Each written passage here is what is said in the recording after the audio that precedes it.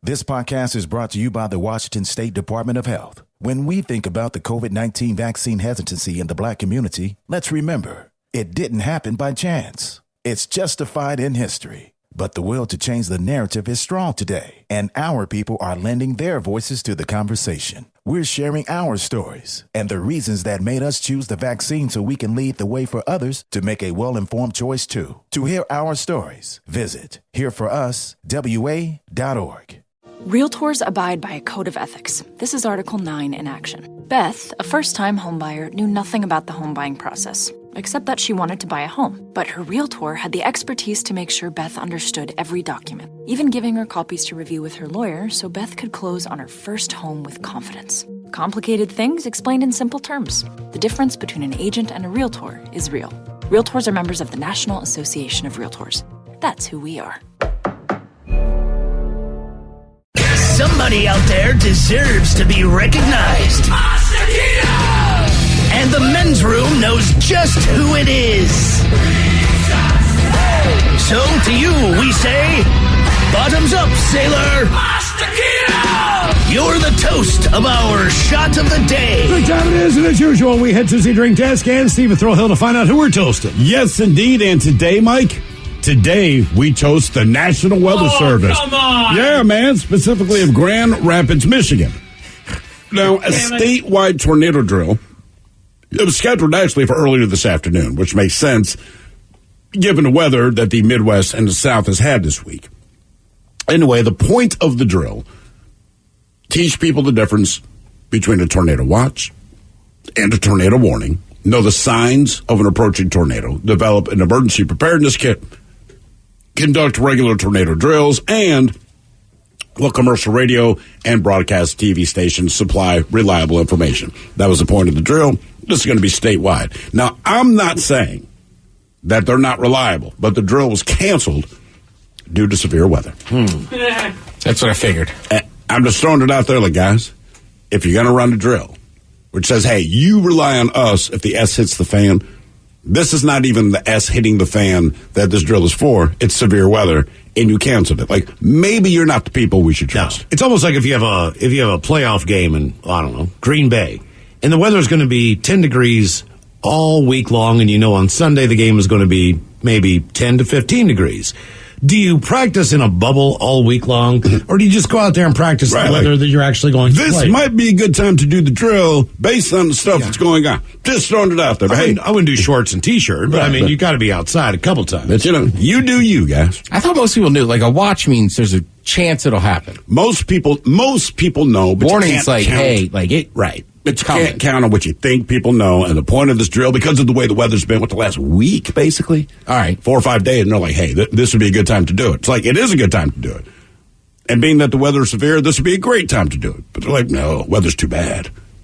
So now it makes you wonder what happens if the S actually hits the fan. Either way, we pour this booze and we drink this booze because we think it's yummy. Yummy! So over the tongue and down the throat to party in our tummies. Down the hola bichola. The men's room presents Profile This. And Stephen Throwhill, could you please tell everyone how Profile This is played? A sure can, Miles. It's a simple game where we share with you a real-life news story, something that happened right here on planet Earth. Earth. And as you listen to the story, based on the stereotypes you believe to be true of people and the decisions that people make, we'll ask you what it is you think makes the story a story. Hello, Justin. Welcome to the men's room. Hola, gentlemen. Hola. All right, Justin, you understand how this here game is played? Sure do. Fantastic. You have a choice of one of 3 stories. The Wonderful World of Drugs, Bite Me, in other words, what did someone find in their food, and finally, interior decorating, where you guess the foreign object that ended up on the inside of someone. Ted, what are you feeling? Inside.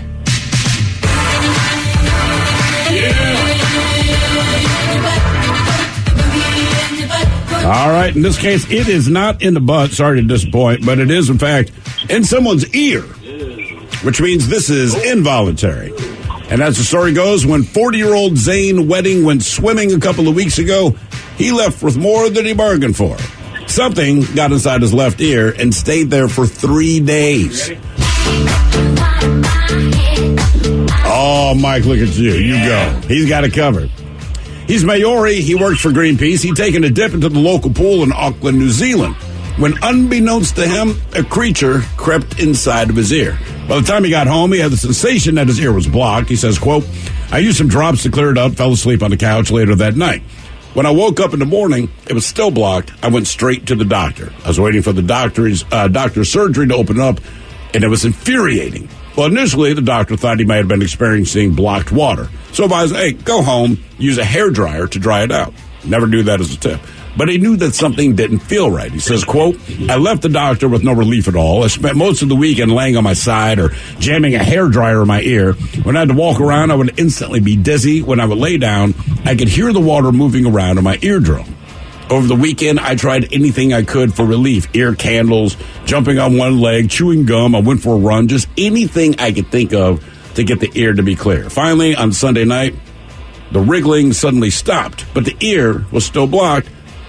So he decided to go see an ear, nose, and throat specialist. As soon as the doctor looked inside of the ear, which the other ones didn't do, they said, oh my God, I think you have a creature inside of your ear. Well, they managed to extract the now dead animal in a procedure that took less than 5 minutes. The problem was he had to deal with this for an entire week. So the question is, what ended up inside of his ear? Was it a worm? Was it a tiny fish? Was it a roach? Or was it a flea? So you have a worm, a fish, a roach, or a flea. One of those things was wriggling around in his head for a couple of days, finally died, and then the doctors pulled it out. He was in a swimming pool. You say he was in a swimming pool or a... They call it a pool, but I believe it's like a natural lagoon. Oh, okay, got it. Right. Yeah, sorry. Yeah.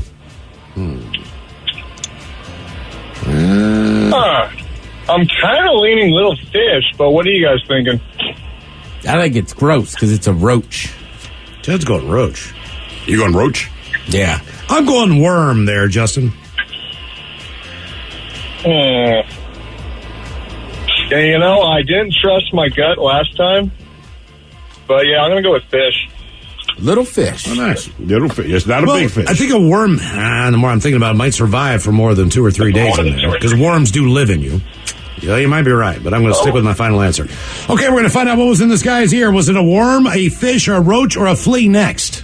That was a tease. This podcast is brought to you by the Washington State Department of Health. As we continue to listen, learn, and grow, we are amplifying Black voices and perspectives in an effort to start a new COVID-19 vaccine conversation. We're sharing stories intended to help us navigate this unprecedented time together and to co-create solutions in support of the Black community. Hear these stories at weconsiderwa.org. Realtors abide by a code of ethics. This is Article 9 in action. Beth, a first-time homebuyer, knew nothing about the home buying process, except that she wanted to buy a home. But her realtor had the expertise to make sure Beth understood every document, even giving her copies to review with her lawyer so Beth could close on her first home with confidence. Complicated things explained in simple terms. The difference between an agent and a realtor is real. Realtors are members of the National Association of Realtors. That's who we are. Hey, all the Macholas, thank you so much for listening to the Men's Room Podcast. And thanks to our pals at the Advocates Law Firm for being great partners. Yes, even you, creepy Kyle. Seriously, though, if you had been injured as a result of somebody else in your car, on your bike, walking across the street, talk to our friends at the Advocates Law Firm and let them help you out. Yeah, they're the best injury lawyers around, and they want to make sure that you're not taken advantage of. Plus, your first consultation is free. It's simple. You get injured, the advocates get results. Contact them today at advocateslaw.com. 99.9 KISW. We return to the men's room with Miles and Thrill. Categories: interior decorating. On profile this, we got a 40-year-old man who went swimming, and a little creature, went into his ear. It was in there for 3 days. They did extract the animal, which had died. Was it a worm, a fish, a roach, or a flea? And that is a question that we posed to you, Justin, our friend. You went with the fish. Let's face it, he's in a natural spring. That's where he went swimming. However, it was not a fish. It was not a fish. I don't. There's no good answer. It just wasn't that. Miles, you went with the worm, which also makes it. Hey, I'm just letting you know. Don't get mad at the messenger and the creator of the message. Yeah, that's a good point. Why can't I? No, don't get mad at me. Ted, you went with the roach, despite of him being in water. Yes. Oh, roach! Roaches survive anywhere. They do. Even your ear canal. By the way, we just got this update via the text. Oh, the boys, it's Supervisor Zach. Update. We just did it in our office. Yeah! Thank you, guys. Get out of here. Get out of here. No poll or nothing. Just straight off office sex. I'm a bad I office thought you said, Rose, it was, weird in there. Did they just set us up for a kink? I'm not sure. You call into the show one day. I'll call in the next day. I don't think they did it intentionally, but I think they're glad that Rose called in. I think they both listen. Okay. Now for all TV news all time for TV Time with Ted. And now, because your pathetic life Happy birthday. is confined to countless hours in front of a talking box, the Men's Room presents TV Time with Ted. All right, you got Seth Meyers, the Jimmies, Fallon Kimmel. or Ted Smith. Is it Ted or is it late night? It is right there, the title. It says that teams of talented writers who help them come up with the monologues each and every night. It is up to you to determine, is this an actual late night joke and from whom? Or could it be a The Ted Smith original? Actor and Twilight star Taylor Lautner finally sold his mansion in the Hollywood Hills. Yeah, it was on the market for a while. It just took that long to get all the wolf hair out. The Ted Smith. Yeah. Yeah, it's me. Damn it. Did you see a picture of that house? I saw it on TMZ. I was just trying to make a... Do you know why there's wolf hair in it? Twilight. That's the All only right, thing all right. I know him from. All right.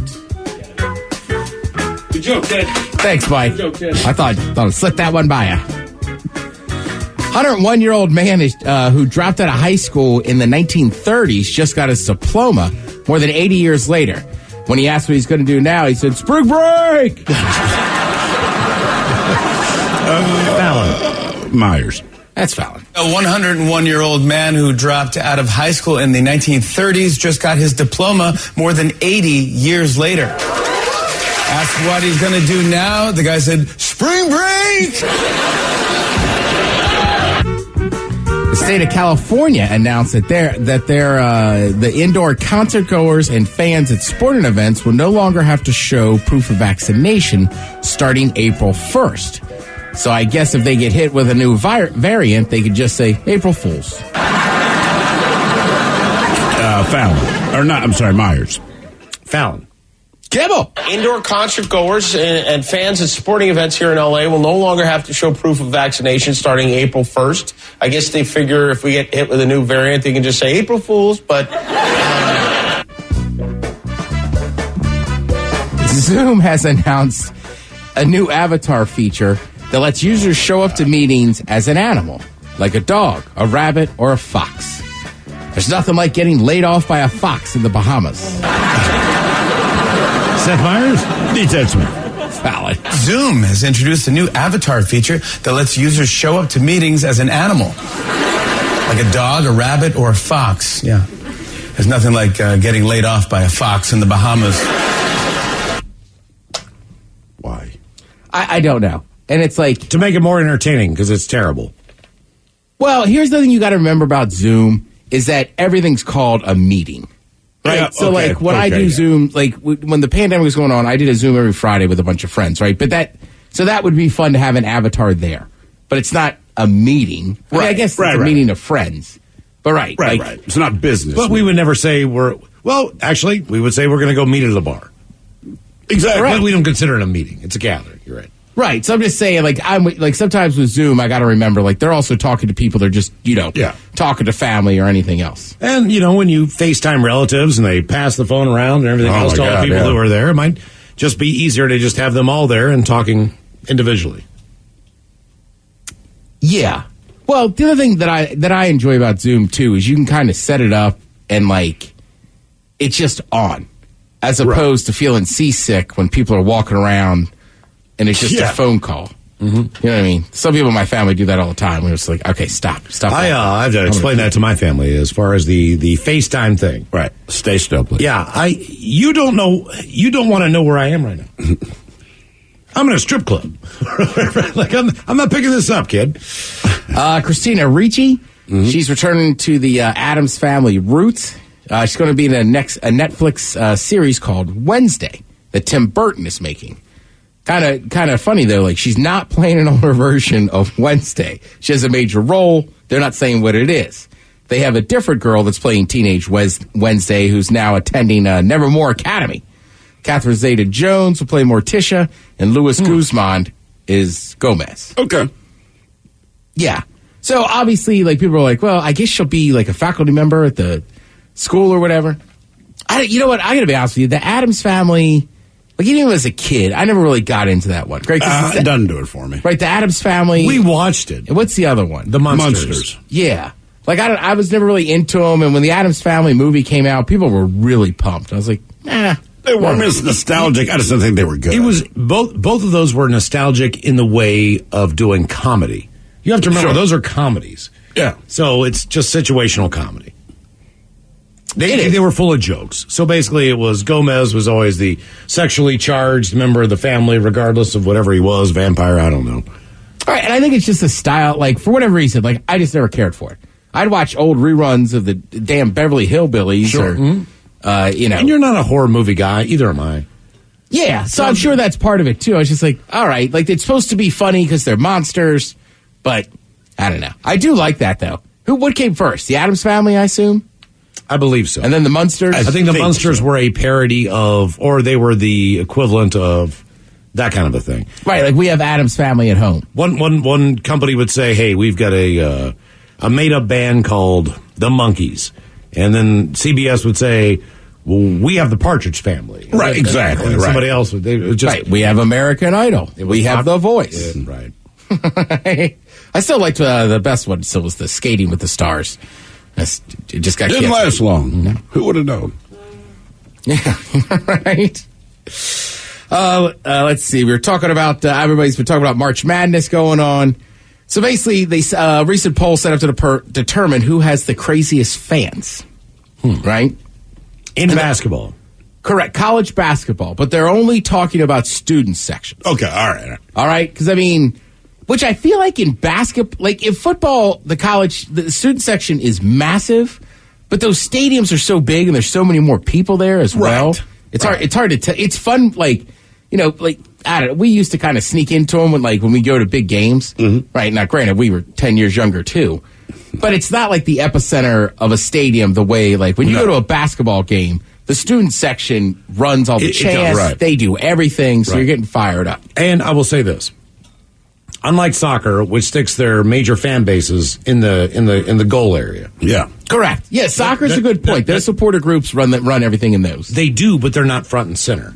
If you see a goal being scored, they are. But as far as the majority of the action, they're kind of off on the corner. Sure. So when you watch college football, depending on the university, they'll put student sections in various places. What they will not do is put them down close to the field, because they reserve those for alumni, for people who are paying for tickets. Money. College basketball is one of those where they go. Like college football students, usually you have like 3 or 4 sections, but it's their whole section. It is their whole section. Virginia Tech, when we would go there, they had a couple of student sections. They were all in the upper rafters. I don't know how it worked at Maryland. In West Virginia, it was always in the upper rafters. That's where the kids were. So if you're a student, you sat way up there. College basketball is one of the few institutions where if you're a student, they want you mid-court, absolutely, front and center, down the court, going crazy at mid-court so that you affect the outcome of the players on the court. Where everyone else is like, you have the sit-down people who are the alumni people of football games. You don't... But college football, it's kind of a tradition. You put the other team up there. Like, whenever you go, trust me, dude, I've been to a lot of college stadiums. Like, when you go to LSU, and that one left-hand corner, same at Michigan, they get a swath of a section, and that's where the students are. Same at Penn State, same at Maryland. Mm-hmm. And then, but I've also traveled with the Huskies down to Utah. Utah has a nice student section, and then all the Husky students and fans are up in the corner. But where is the student section at Utah? Same thing. It goes all the way up. Right. Yeah. I just think college basketball is great because they give the best seats to the students. So it almost seems like they're right in the middle of it. Right. Duke came in number 1, obviously, followed by Florida, Arizona, Florida State, and Gonzaga. And credit to the Gonzaga students. They do a great job out there. Doesn't Duke have a really, really small... They do. Cameron Indoor Stadium is tiny. Sure. So they have the loudest student section just out of Florida State, Arizona, Kentucky, and Kansas. But you're right. That is one of the main things people forget. Cameron Indoor Stadium is, I can't explain to you. It's crazy they play in there. Right. It's also, there's been a lot of DeMatha guys that have played and coached there. Yeah. The other thing, too, is people are like, you have no idea how hot it is in there. Oh, yeah? Yeah. Because it's an old field house. Oh, right. And everybody's right there on the court. Like, even if it's not a student section, like, they're that close. And I will say, hey, look, as a Maryland fan back in the ACC, we hated Duke, but their students had student sections has a very good chance. The quietest student sections, take a guess.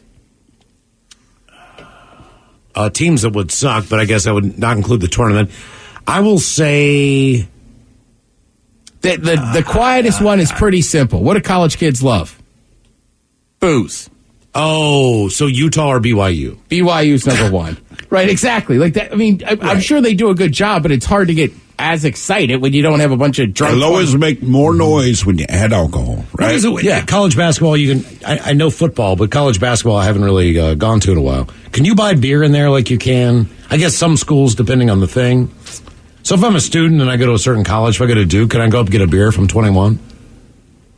Oh, see, I don't know. I don't know. I know some college hoops a few years ago had like a private area that you could go to.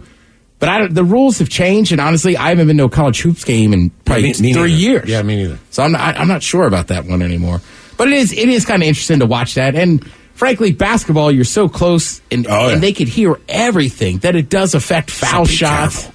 What's that? Oh yeah. So be careful. Yeah, and trust me, the Cameron Crazies, like they also won for worst nickname. People hate them, but it's easy to hate Duke. Sure. In basketball. But yeah, they've said some things that were way out of line, but also they have some really good chance. Let's see. Watch Kimmel tonight. His second guest, one of my favorite actors, can play a good cop, can play a bad cop, Michael Chiklis. Okay. Oh, thank you, Ted. We appreciate it. You're listening to The Men's Room. This podcast is brought to you by the Washington State Department of Health. As we continue to listen, learn, and grow, we are amplifying Black voices and perspectives in an effort to start a new COVID-19 vaccine conversation. We're sharing stories intended to help us navigate this unprecedented time together and to co-create solutions in support of the Black community. Hear these stories at weconsiderwa.org. Realtors abide by a code of ethics. This is Article 9 in action. Beth, a first-time homebuyer, knew nothing about the home buying process, except that she wanted to buy a home. But her realtor had the expertise to make sure Beth understood every document, even giving her copies to review with her lawyer so Beth could close on her first home with confidence. Complicated things explained in simple terms. The difference between an agent and a realtor is real. Realtors are members of the National Association of Realtors. That's who we are. Bro, gnarly. What's up, Taylor? Dude, that nerd in his electric hybrid totally blew the light while texting his yuppie friends. That's so bogus, bro. Are you hurt? Yeah, like I can't move my hips, bro. I think I broke my pelvis, man. Dude, no way. Taylor, you need to drop a dime and talk with the lawyers at the Advocates Law Firm. No way, can't afford that, bro. Your crotch is broken, man, and they don't earn any money unless they win your case. Dude, no way. You get injured, the advocates get results. Contact them today at advocateslaw.com. 99.9 KISW. The Men's Room returns with Miles and Thrill. All right, here we go. Netflix's most popular feature would actually help you from hearing this dumb rhyme. Meanwhile, the National Weather Service cancels a tornado drill because the weather was too bad at the time. North Carolina couple exchanged vows before bride breaks hubby's nose in a hotel. Man tries to steal vests from the Navy SEAL Museum, and a man they sent to hell. And a Florida man blames addiction to video games after stealing, you know. It is time for your headlines. Now, it's time to hit the headlines. Here's my cock. All right, our top story, dumbass radio producer puts the wrong rejoiner into the system. Oh, they don't even know what a rejoiner is. In other news, we go to Michigan, where the National Weather Service has canceled a drill. You'll never guess why. The service had scheduled a Was there bad weather, Mike? There might have been, Ted. All right. They scheduled a statewide tornado drill that was to be executed this afternoon, but it had to be canceled due to severe weather, ironically enough. They said that there would be there would still be some areas that conducted the test, but it would be a lot quieter than the test normally would be. We may have covered Which makes no sense to me. During the shot of the day. Yeah, exactly. Well, did they have to go outside? Was that part of the drill? I feel like that was. I don't know what all the drill entailed, But my guess would be that because of how severe the weather is, they don't want anybody having any doubt in their mind as to whether or not something is real or not. Yeah. You know, that's the only thing that I could piece together. Is that, yeah. In other news, down in Florida, a thief has a good reason for his actions. He had arranged to meet up with someone he connected with online to purchase an Xbox that he was selling. But when they got to the agreed-upon location, the man grabbed the console and took off without paying. Police eventually caught up with the man who admitted that he had no intention of paying for the Xbox and that he only stole it because of his video game addiction. Well, don't add the part that you had no intention. And they don't need to know that. Right. That just builds the case against If you. I break into a gas station and steal cigarettes, you know I'm addicted to nicotine. I'm at least going to make some money off of it. It doesn't make it okay. And I know, that's the excuse. Like, yeah, we get that. And I'm sorry, no, you don't have a doggone video game addiction. I want to play the new Xbox too, but you know what I'm doing? I'm here at doggone work making the money so that I can hopefully buy one day. There you go. A North Carolina couple, yeah, I'm gonna hold my tongue on that one as much as I can. All right. A North Carolina couple spent the happiest night of their collective lives in jail. The two had just gotten married, but while in their honeymoon hotel, they got into an argument about one of her family members. The fight eventually boiled to the point that it got a little bit more violent. The man claims his new wife headbutted him in the scuffle, which was corroborated by his broken nose and the blood on her face and dress. Police were called, and since they both accused the other of starting the fight, they were both arrested for domestic battery. You just got married. You couldn't wait till she was out of the dress. Right. Just get that far, man. Right. I mean, okay, you made it to the hotel, which is who knows how far away from wherever it was. But then you're getting in a fight over her brother, which something he said, something he did, what kind of a person. I don't care what it is. This is your doggone wedding night. Now you guys are in jail. Great work. Fight tomorrow. Sadly, that story is not that unheard of. No, you're probably right. Right? And just you figure that if you guys are going to be high tension, it would have boiled over already. Because, nobody ever talks about how calm they are the day before their wedding. He was saying something that her brother was not a good person and was inappropriate that day. Gotcha. And then she headbutted him and broke his nose. Which tells me that he might have been right. In a prime example of doing research and giving the people what they want, leaders at Netflix have come forward and explained one of their features, their best features, that took off even better than expected. They detailed that on an average 136 million times a day, their users will click the handy button simply labeled skip intro. I will if it's the second or third episode I'm watching. Correct. On the first one, I'll use that time to catch up on the previous episode. Maybe I'll watch it 3 or 4 days before. Just so I can, but I also want to do a bong hit. I also want to get up and get a drink. I don't mind settling into the intro. Right. Well, and I don't know about you guys, but I enjoy a show's intro. So, I'm like, I skip a lot of them, right, if I've seen it all the time. Sure. But like Narcos, I love that song. When I watch Narcos, I watch it. I can't skip it. In fact, I'll pause it if I gotta pee. And a lot of times, if a show does a recap of the previous episode, I just like to get a refresher. I watched it, yes, but it just kind of helps me. I think people skip recaps more just because you just watched that episode. Yeah, and then it's for headlines with that. Mike Hawk is out. Thank you, sir. We appreciate it. More Men's Room is up next, exclusively on the Odyssey app with the Men's Room Happy Hour. We'll see you there. Yes, indeed. It's all true. In the meantime, we be all about this bitch for 180 seconds or so. So until then, please do what you do best, and for Aletha's sake, stay beautiful. The Men's Room has been taped before a live studio audience. Wardrobe and makeup provided by Mantastic Limited. This has been a presentation of the Men's Room Radio Network. Oh, man! A Double Flush production.